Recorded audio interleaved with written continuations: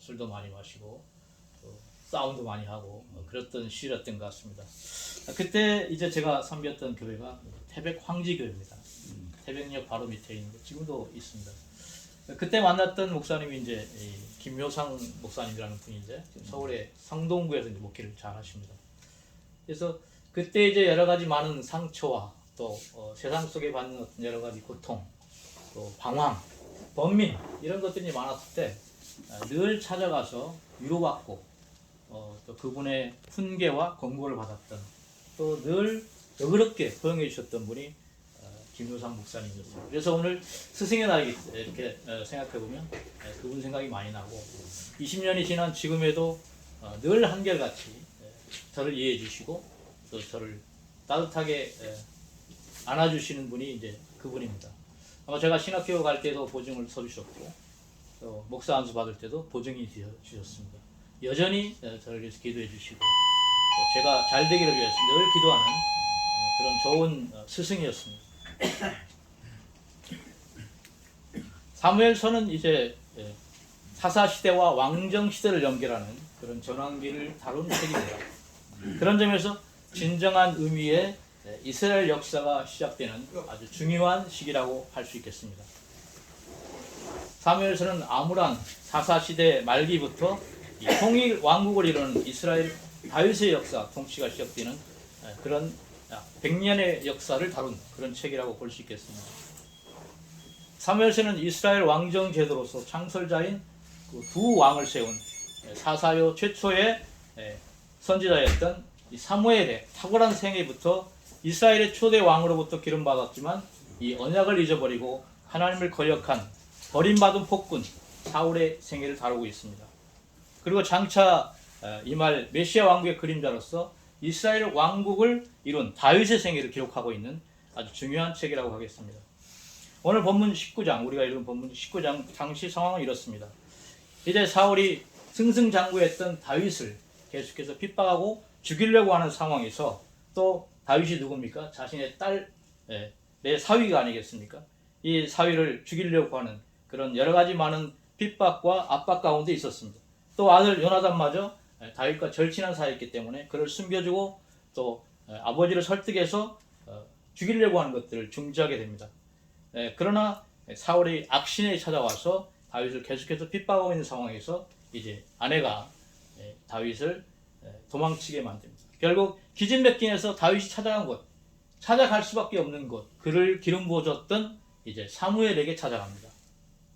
다윗이 누구입니까? 이새의 아들이자 이 목동으로 등장해서 이스라엘 제2대 왕으로 기름 부은 이스라엘 역사의 가장 유명한 사람이라고 할 수 있겠습니다. 사울 왕의 숱한 고난과 핍박을 당하면서 또 죽음의 위기에서 벗어날 곳이 없던 사울은 이제 사무엘을 찾아갑니다. 사무엘은 자신에게 기름을 부어서 다음 왕이 될 것을 선지자로 세워준 사람이죠. 당장에 그가 의지할 사람은 아무도 없었을 것입니다. 그러나 다윗은 사무엘의 도움을 받으려고 사울이 자기의 행한 모든 일들을 이제 사무엘에게 가서 말을 합니다. 이제 모든 말을 들은 사무엘은 아무런 조건 없이 그를 포용하고 또 그를 데리고 라마, 자기 고향이죠. 사무엘의 고향 라마에서 또 자기 공동체 제자들을 양육하고 있던 그 공동체에서 함께 데리고 와서 숨어 살게 됩니다.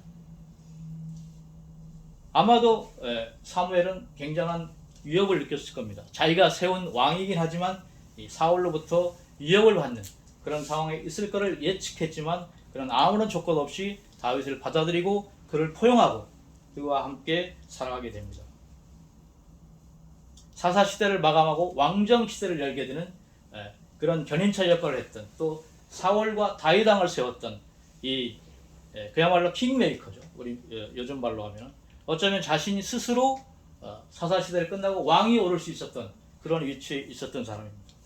그러나 사무엘은 모든 것을 내려놓고 왕정시대를 서서히 열고 이제 자신의 고향으로 내려와서 후진 양성을 하면서 이제 살아가고 있는데 자기가 세운 2대 왕이 이제 자신을 찾아오게 되는 것이죠. 오늘은 스승의 날입니다. 우리 모두가 이제 스승의 반열에 또 선생님의 위치에 또 많은 후배들과 제자들을 두고 있습니다. 아마도 제가 이 오늘 말씀을 준비하면서 과연 어떤 제목으로 말씀을 나눌까 하는 고민을 계속 하다가 이제 스승의 날이 마침 15일이 스승의 날이다 보니까 우리 선배님들, 여기 계신 선배님들 또 철도학교 졸업한 선배님들이 다 스승이고 또 은퇴자라는 사실에 기인해서 이제 현역에서 물러나서 새로운 제2의 인생을 살아가고 있는데 은퇴에 초점을 맞춰봤습니다. 그래서 우리가 은퇴를 영어로 뭐라고 합니까? 리타이어라고.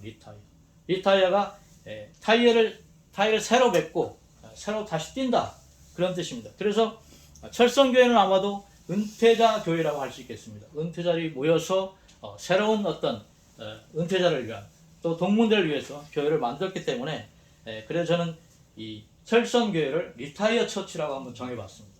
그래서 오늘 제가 말씀드리고자 하는 제목은 리타이어 처치입니다.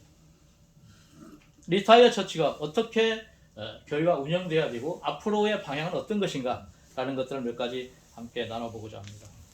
첫째는 앞서 우리 본문에서 19장 18절에 나왔던 포용하는 교회입니다. 포용하는 교회. 다윗이 도피하여 라마로 가서 사무엘에게로 나아가서 사울이 자기에게 행한 일을 다 전하였고 다윗과 사무엘이 나요스로 가서 살았더라. 다윗이 사울을 피해 사무엘에게 찾아옵니다. 사울이 자신에게 행했던 이야기를 하고 다윗과 사무엘이 나요스로 가서 살았다고 본문은 기록하고 있습니다. 어려움을 당한 다윗을 품어주고 포용했던 사무엘, 참 어른의 모습이고 스승의 모습이 아닐 수가 없습니다. 사무엘상 22장 1절에서 2절까지는 이렇게 기록하고 있습니다. 그러므로 다윗이 그곳을 떠나 아둘람 굴로 도망하며 그의 형제와 아버지의 온 집이 듣고 그리로 내려가서 그에게 이르렀고 환난당한 모든 자와 빚진 모든 자와 마음이 원통한 자가 다 그에게로 모였고 그는 그들의 우두머리가 되었는데 그와 함께한 자가 400명가량이었더라. 이제 다윗이 라마 라윗을 떠나 아둘람 굴을 찾아갑니다. 아둘람 굴이라는 게 무엇입니까? 아무것도 양식도 없는, 물도 없는 그저 목숨만 살아있는 곳 아니겠습니까? 굶어 죽기 딱 맞는 그런 환경입니다. 희망이 없는 것이죠. 그런데 사울이 거기에 기거하고 있다고 소문이 나자 환난당한 자, 빚진 자, 본문에 이렇게 나와있죠. 마음이 원통한 자, 이들이 400명이 몰려옵니다. 그야말로 각박하고 혹독한 시절을 살았던 그런 시절입니다. 환난당한 자, 빚진 자, 이들이 뭡니까? 부도난 사람, 퇴직당한 사람, 또 한을 품고 있는 사람, 마음이 원통한 자, 이들이 400명이나 모였다고 하는 것입니다. 제가 어제 시의원 출마한 분의 개소식에 제가 초대가 돼서 가서 축사를 해줬는데요. 이분이 이제 모 당에서 공천이 안 됐습니다. 그래서 이제 마음이 원통하지 않겠어요. 재선 의원 3선에 도전하는 분인데 이제 찢어지는 마음으로 탈당을 해서 무소속 출마를 해서 저한테 이제 축사를 해달라고 하는데 사실 이제 공직자가 선거판에 기울이는 것 모양새가 좋지 않았지만 이제 이분이 장로님이고 또 신앙이 있는 분이고 과거에 저를 또 신앙으로 이끌어준 분이라서 가서 축사를 해주고 또 좀 동료를 해줬는데 그분이 얼마나 마음이 원통하겠습니까? 잘잘못을 떠나서 그렇기 때문에 그분이 수용했다면 이제 출마를 안 했겠지만 이제 수용 못했기 때문에 이제 그 원통한 마음으로 출마를 했는데 이제 그런 생각을 했습니다. 축사를 해주면서도 떨어지고 났으면 얼마나 그 사람이 화병이 날까. 그 사람을 치유해 줄 수 있는 사람은 누가 치유해 줄 수 있을까? 아무도 치유해 줄 수 없습니다. 정당하게 치유할 수도 없고 결국은 장로님이기 때문에 신앙적으로 하나님 앞에 나와서 울부짖을 때만 치유해 줄 수 있는 것이죠. 여기에 모인 400명이 다 이런 형국의 인생을 살아오고 있는 사람들입니다. 인생의 실패자들이죠. 그런데 여기서 다윗이 이제 우두머리가 됩니다. 그들이 다윗의 왕국의 기초를 세우는 그런 전진 기지가 되는 것이죠. 실패자, 낙오자들이 서로 상처를 덮어주고 또 여러 가지 비전과 경륜을 가지고 이제 다윗 왕국을 건설합니다. 그것은 왜 어떤 요인으로 만들었을까 하는 부분은 이제 시편 57편에 이렇게 기록하고 있습니다. 제가 한번 읽어드리겠습니다. 하나님이여 내게 은혜를 베푸소서, 내게 은혜를 베푸소서. 내 영혼이 죽게로 피하되 주의 날개 그늘 아래에서 이 재앙들이 지나가기까지 피하리이다. 내가 지존하신 하나님께 부르짖으며 곧 나를 위하여 모든 것을 이루시는 하나님께로다. 그들이 내 걸음을 막으려고 그물을 준비하였으니 내 영혼이 억울하도다. 그들이 내 앞에 웅덩이를 팠으나 자기들이 그 중에 빠졌도다. 하나님이여 내 마음이 확정되었고 내 마음이 확정되었사오니 내가 노래하고 내가 찬송하리이다. 내 영광아 깰지어다. 비파야 수금아 깰지어다. 내가 새벽을 깨우리로다. 주여 내가 만민 중에서 주께 감사하며 문 나라 중에서 주를 찬송하리이다. 여러분, 이 시대의 한국교회가 아둘람 같은 교회가 되어야 합니다. 철성교회가 아둘람 같은 교회가 되어야 합니다. 얘들은 과거를 돌아보지 않고 미래를 바라보고 미래 비전을 위해서 달려갔다고 시편 57편에 기록하고 있습니다. 그들은 하나님을 바라보며 희망과 비전을 찾고 또 앞날을 예측하면서 또 하나님을 바라보고 달려나갑니다. 하나님의 품속에 보호받고 있다고 생각을 했습니다. 밑바닥의 인생의 실패자, 낙오자가 아니라 하나님의 은혜 안에서 보호받고 있다는 영적인 고백을 하고 있는 것입니다. 2절에 이렇게 나타나요. 지존하신 하나님께 부르짖었습니다. 이들에겐 세 가지 다른 모습이 있습니다. 그들은 미래를 보고 절망 중에 다툼과 낙심이 아니라 희망을 보았으며 땅이 아니라 하늘을 보았습니다. 7절 말씀은 이렇게 기록하죠. 하나님이여 내 마음이 확정되었고 내 마음이 확정되었사오니 내가 노래하고 내가 찬송하리.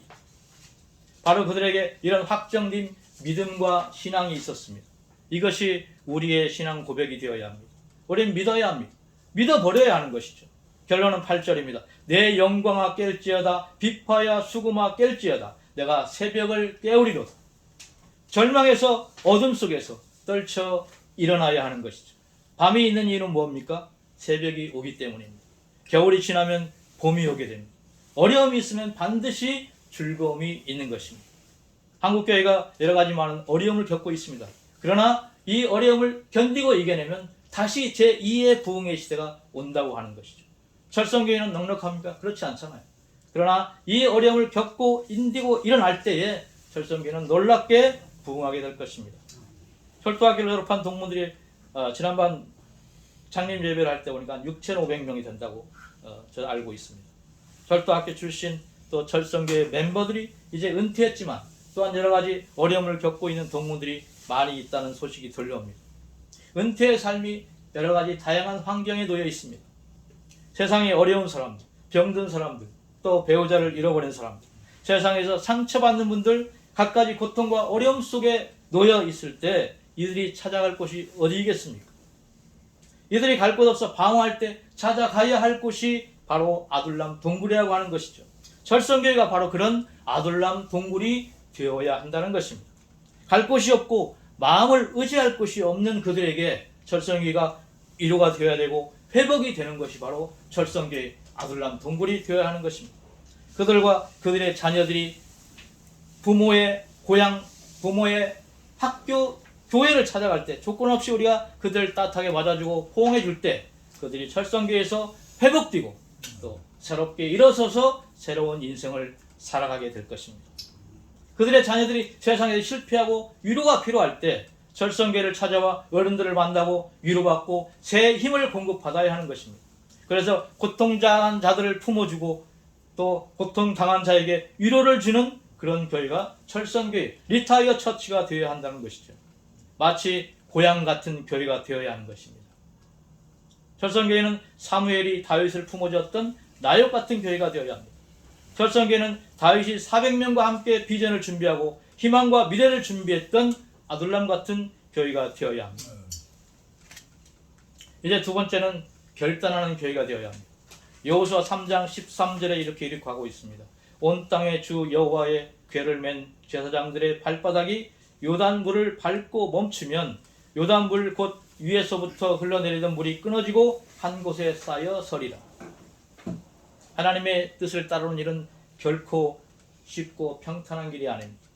하나님의 뜻을 따라가야 할 때 비로소 우리는 용기와 결단이 필요합니다. 가나안 정복을 위한 첫 관문인 요단강을 건너기 위해서 백성들은 언약궤를 메고 무조건 강 앞에 첫 발을 내디딜 때 하나님의 역사가 나타나는 것을 우리는 볼 수 있습니다. 언약궤를 메고 물이 넘치는 요단강을 무조건 들어가는 모습을 여러분 상상해 보십시오. 얼마나 두려움이 있겠습니까? 파도가 칠 때 두렵지 않습니까? 목숨을 건 결단이었을 것입니다. 하나님을 따르는 일에는 언제나 결단이 필요합니다. 순종은 쉽지 않습니다. 그러나 신앙인은 목숨을 걸어야 합니다. 우리에게는 순간순간 부딪혀오는 수많은 상황들이 있습니다. 그런 상황 가운데 우리를 가로막는 엄청난 모험과 시련이 있습니다. 그러나 그런 모험과 시련 앞에서 물러서느냐 전진하느냐의 두 가지 문제의 선택의 기회에 있습니다. 우리는 필연적으로 선택을 요구받게 됩니다. 우리들에게 과감한 신앙의 결단이 필요한 것입니다.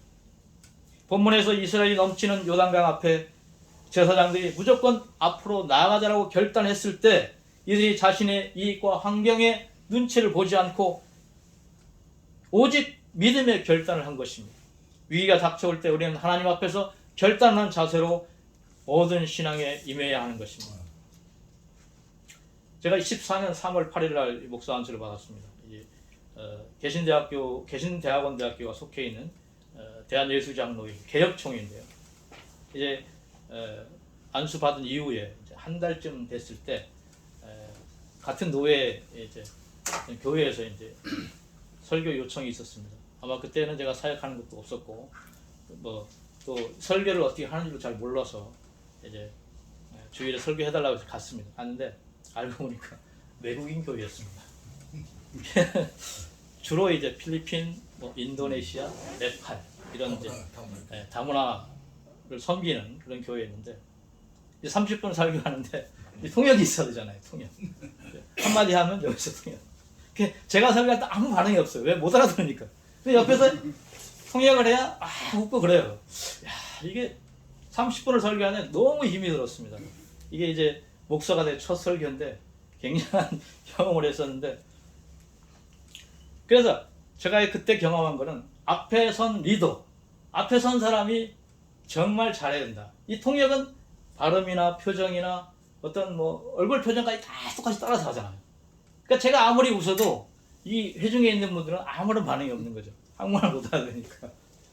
옆에 통역이 해야만이 이제 웃고 또 반응하고 아멘 소리도 나오더라고요. 그래서 앞에 있는 리더들이 어떤 자세로 어떤 모습으로 서 있어야 되느냐, 이것이 굉장히 중요하다는 경험을 했습니다.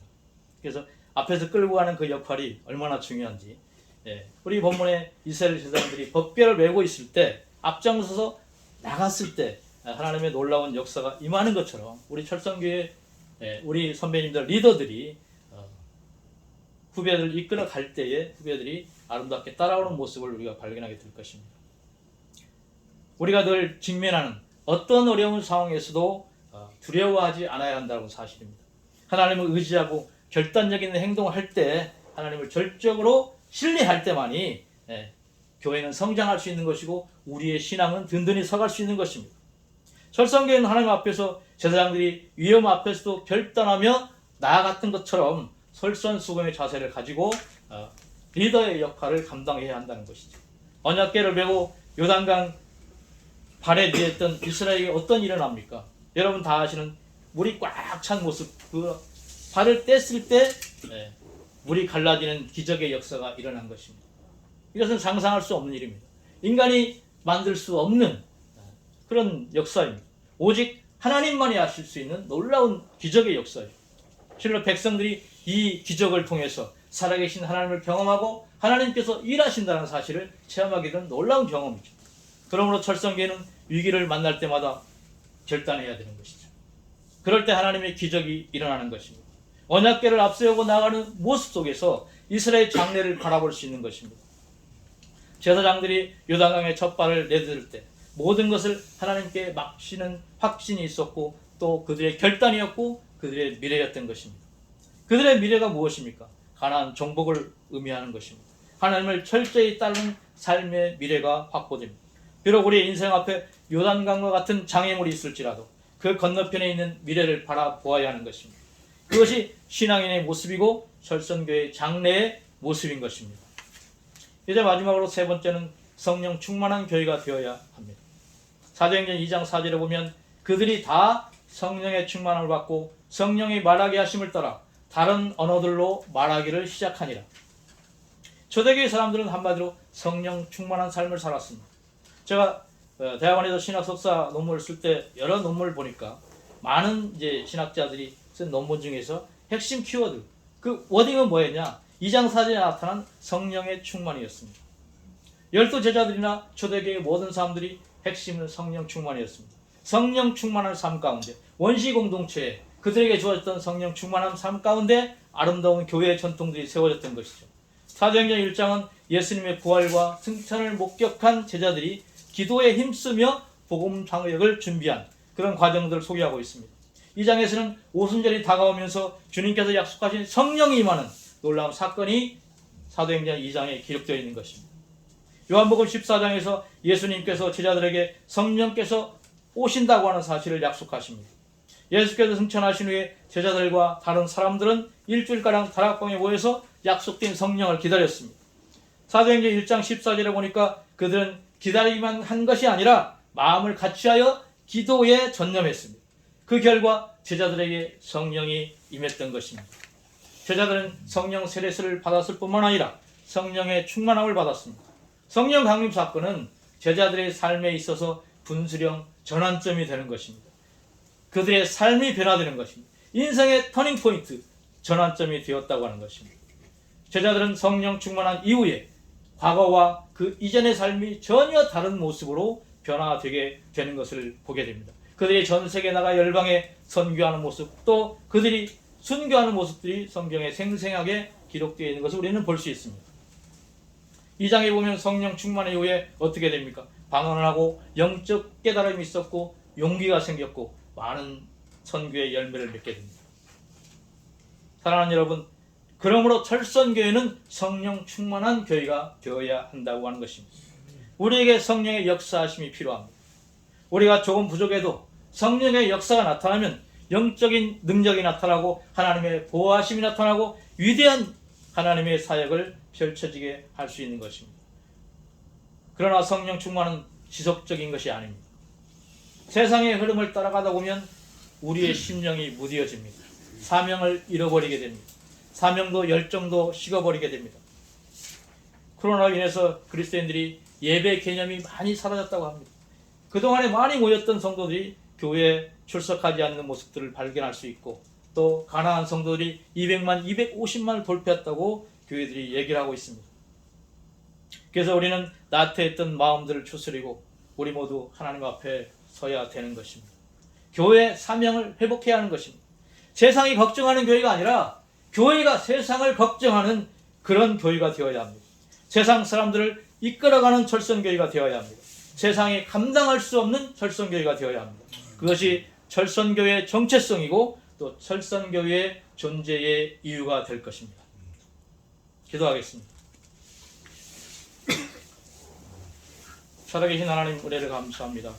세상의 많은 교회 중에 또 하나의 교회가 아니라 아들람과 같은 나옅과 같은 교회가 되게 하시고 하나님의 역사를 이루어가는, 또 세상의 많은 어려움 당한 환난 당한 자들을 위로하고 포용하는 그런 교회가 철선교회가 되게 하시고, 그 철선교회가 우리의 정체성이고 우리의 사명이라는 사실을 깊이 인식하게 하여 주옵소서. 아멘. 우리 모두가 하나님의 위대한 역사 앞에 하나님 나라 확장에 우리의 온 사명을 드려줄 수 있는 귀한 나머지 인생이 될 수 있도록 은혜를 베풀어 주시옵소서. 아멘. 감사드리며 예수님의 이름으로 기도하옵나이다.